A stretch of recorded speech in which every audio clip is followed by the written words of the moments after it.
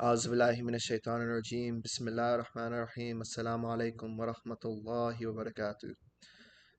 Before I begin the verses I wanted to talk about today, I just want to give a very heartfelt, warm thank you to everyone that supported me with the first video, reached out to me, sent words of encouragement. Just really shows the great community of friends and family I have around me. And inshallah, it'll keep me accountable and just continue to motivate me to release this type of content as I memorize the Quran. Second thing I want to address is I've had some people reach out to me about the like how I memorize Quran, and some tips that I might have. I think the couple of things I want to say is first, you should really implicate your spatial memory. So that means having a physical copy of one Quran that you're just going to follow. And so that way you can really see where the verses line up as you're reciting it in your head, you know? Um, and so stick with one as well so you keep it consistent. And then second thing I can recommend is, always listen to a professional reciter. So I personally like to listen to Mashari Al-Afasi.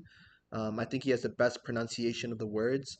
And then what I'll do is I'll listen to him once, then read the line 10, 15 times, try and say it from memory. And I think the combination of all these things leads to a very sound and comprehensive memorization while also respecting the rules of tajweed, and how to properly pronounce the words. And then I would also encourage that you um, repeat the transitions between the verses. That way, you keep it consistent in your head as you go down the page and you're reciting it, inshallah. So today I really want to talk about page 9 of Surah Tawbah. Specifically, those would be verses 48 to 54. That was part of my memorization today. And I want to talk about ayah 51. أعوذ بالله من الشيطان الرجيم قل لن يصيبنا إلا ما كتب الله لنا هو مولانا وعلى الله فليتوكل المؤمنون.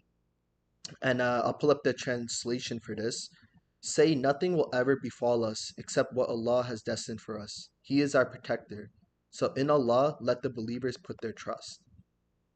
And this is an instruction that Allah subhanahu wa ta'ala was giving the Prophet sallallahu alaihi wasallam. And I think it just highlights a very important lesson that I'm trying to take away. And just my thoughts on this is that, you know, we in our lives don't know what's next for us.